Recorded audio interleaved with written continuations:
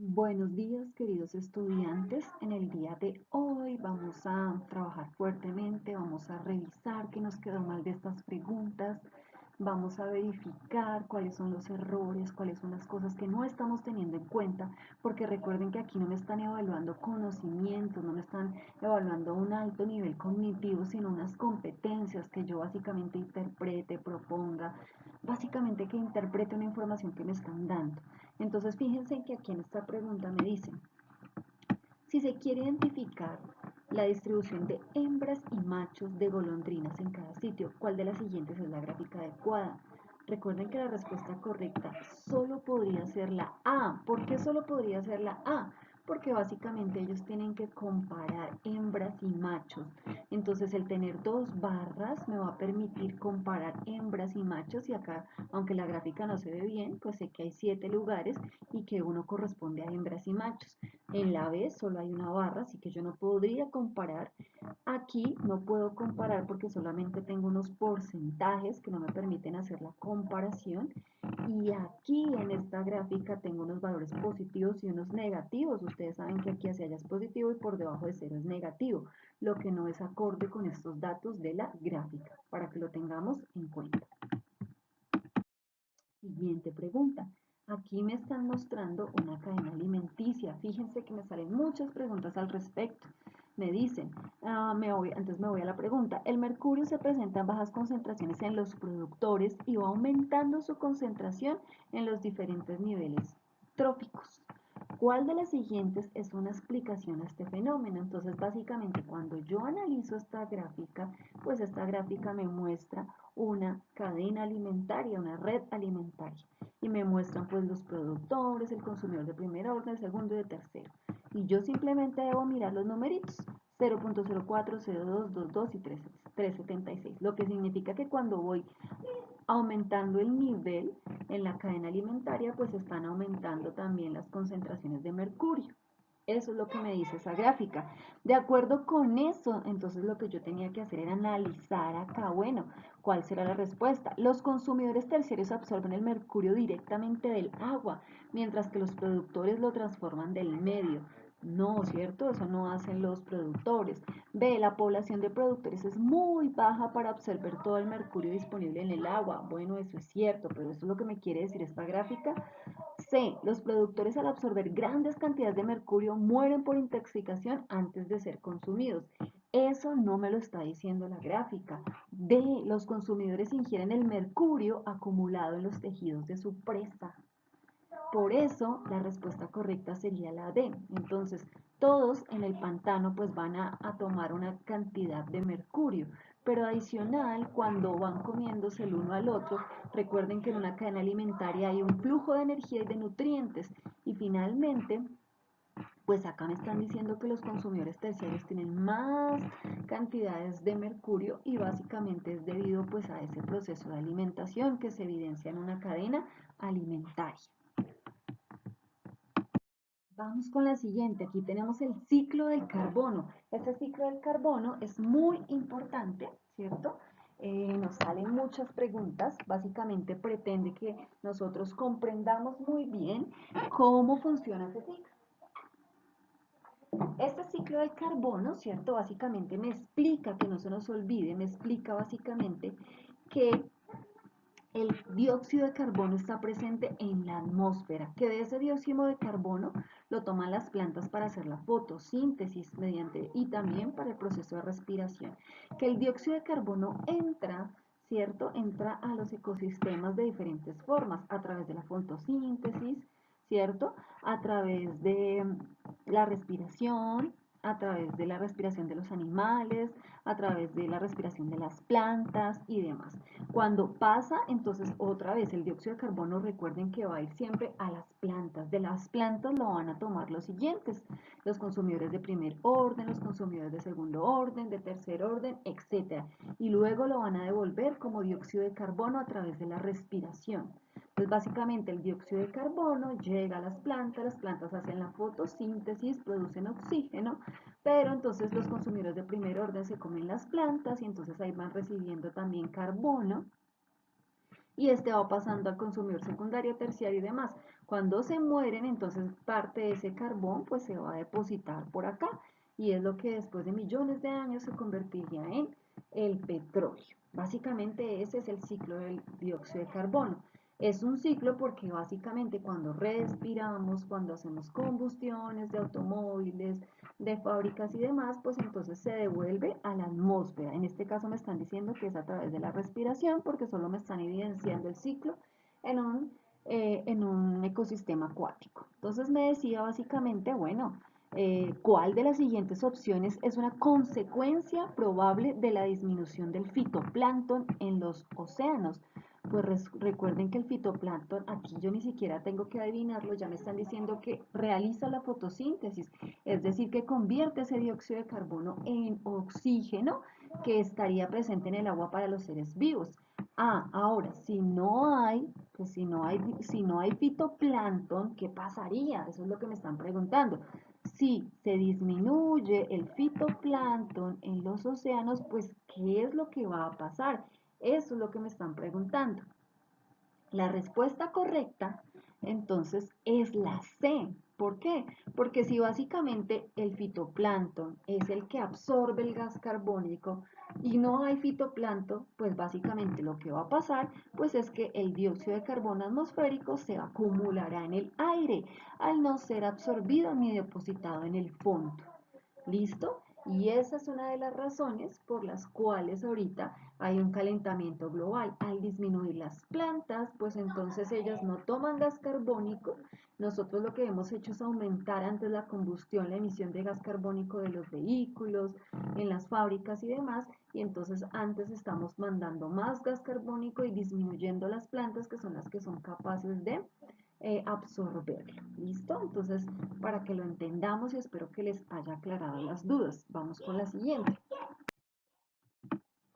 Respecto a la problemática de contaminación que deja la extracción de oro, un grupo de investigadores propone un filtro de agua el cual atrapa pasando agua con mercurio por una barrera formada de algas de la especie Lena minor, conocida como lenteja de agua. Esta alga metaboliza gran parte del mercurio y produce sustancias como oxígeno, gas carbónico y metilmercurio. Listo, acá me echaron toda la carreta.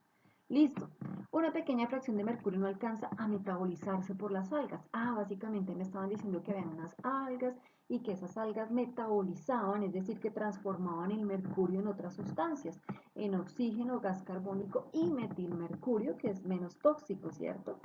Pero básicamente la pregunta es esta. Si la cantidad de mercurio usado en la extracción aumenta, ¿qué ocurriría con la cantidad de sustancias producidas por las algas? Y entonces aquí básicamente me están preguntando la ley de la conservación de la masa. Y básicamente lo que me están diciendo es, si la cantidad de mercurio aumenta, ¿cierto? Pues ¿qué va a pasar? Que va a aumentar la cantidad de oxígeno, la cantidad de gas carbónico y la cantidad de metilmercurio y también la fracción de mercurio que no se alcanza a metabolizar.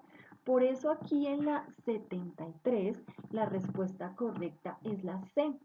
Aumentará la cantidad de mercurio sin metabolizar. Eso sería lo que ocurre si se aumenta la cantidad de mercurio utilizada. Listo. Vamos con la siguiente. En esta región existe una explotación, entonces aquí me muestran otra vez la explotación de oro y demás. Y básicamente nos vamos a la pregunta porque ustedes ya la leyeron. De acuerdo con lo anterior, ¿cuál de las siguientes es un efecto negativo del desvío del río? ¿Cuál será el efecto? Que el río no siga su cauce, que el río no vaya por donde debe ser. ¿Cómo afectará, cierto?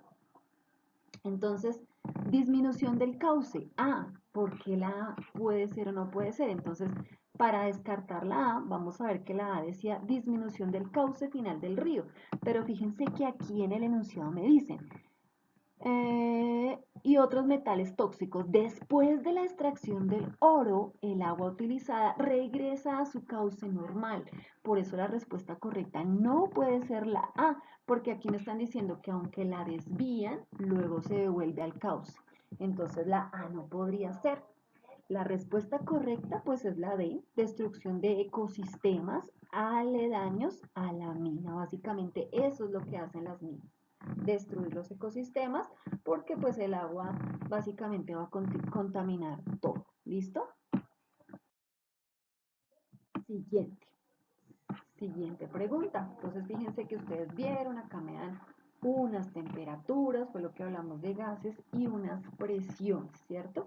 Yo sé que aquí la temperatura está aumentando y no sé que la presión, hay una presión 1, una presión 2 y una presión 4, pero no me están dando el valor de la presión, ¿cierto? Sin embargo, aquí me dice, con base en la información anterior y teniendo en cuenta la ley de los gases ideales, de los cuales hablamos, que no me la tengo que saber, que no la tengo que usar, ¿cómo cambia el comportamiento del gas cuando aumenta la temperatura en el recipiente? Pues básicamente me están diciendo que la temperatura está aumentando, que qué pasa con la presión, ¿cierto? Y aquí, pero aquí antes me están diciendo, dice, en la tabla se muestran las variaciones de presión, ya me están diciendo que la presión está variando de una cantidad fija de un gas, o sea que no está aumentando la cantidad de un gas y demás, y no está aumentando su volumen. Entonces yo lo que les enseñé es que cuando hablamos de gases hablamos de presión, volumen, temperatura, número de moles y ya, ¿cierto? Entonces, básicamente, si yo les dije, si el volumen es constante, entonces la temperatura y la presión varían. Y si la temperatura aumenta, entonces lo que sucede es que la presión también aumenta. ¿Y cómo sé que aumenta? Porque yo les enseñé que esta variación la podemos recordar con la olla de presión. Cuando la temperatura está aumentando, la presión aumenta. Si la temperatura disminuye, la presión va a disminuir. ¿Cierto? Cuando el volumen es constante. Y eso es lo que me dice esa ley. Entonces la respuesta correcta en la 61 es que cuando aumenta la temperatura en el recipiente, pues aumenta la presión del gas. Y ya sabemos que cuando me pregunten por algo que me relacione temperatura y presión, vamos a pensar, y el volumen sea constante, vamos a pensar en nuestra olla a presión. Siguiente, aquí tengo una pirámide alimenticia, ¿cierto? Entonces me preguntan lo siguiente. En este ecosistema se ha reducido drásticamente la población de delfines. ¡Chum! Se redujeron los delfines, que son los consumidores de cuarto nivel, y los tiburones y los calamares debido a la caza indiscriminada de estos animales. Con base en la información de la pirámide, ¿qué ocurriría si se extinguen los delfines, tiburones y calamares de este ecosistema? Entonces, ¿qué pasaría si se extinguen los carnívoros de consumidores de cuarto nivel?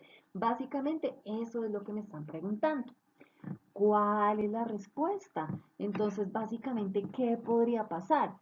Lo que podría pasar, ¿cierto? Es que si estos del cuarto, y estas preguntas siempre me las van a hacer, siempre me van a preguntar qué pasa si estos desaparecen, pero entonces si desaparecen los productores, ustedes saben que las plantas pues son la base de los ecosistemas, ¿cierto? Son las que producen el alimento para todos los siguientes eslabones. Entonces, ahí todos mueren finalmente.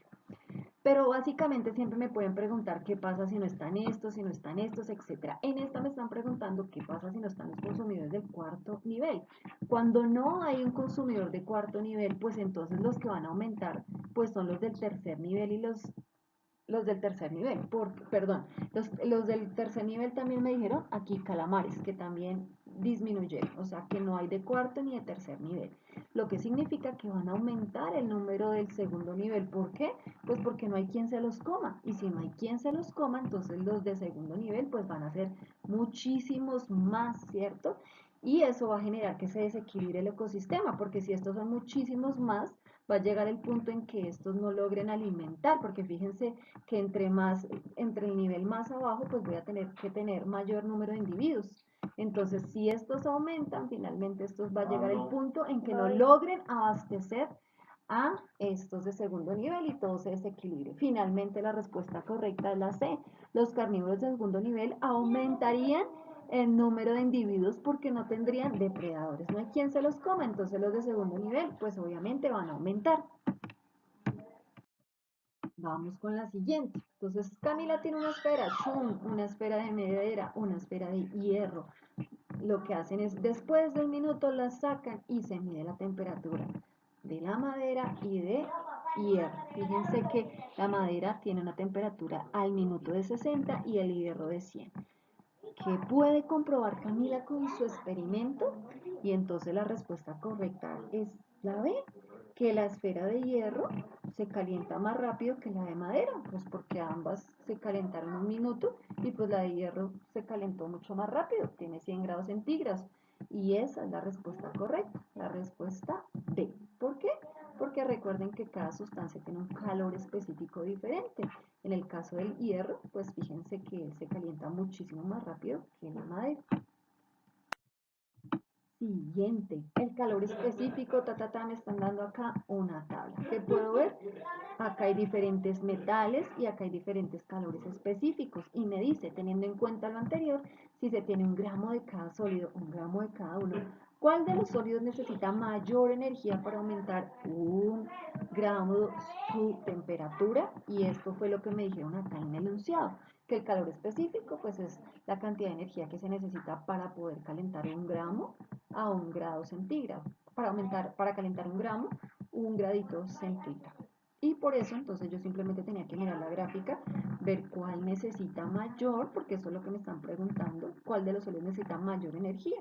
Por lo tanto, la respuesta correcta, de acuerdo con la tabla, pues es el aluminio. O sea, la respuesta correcta es la C.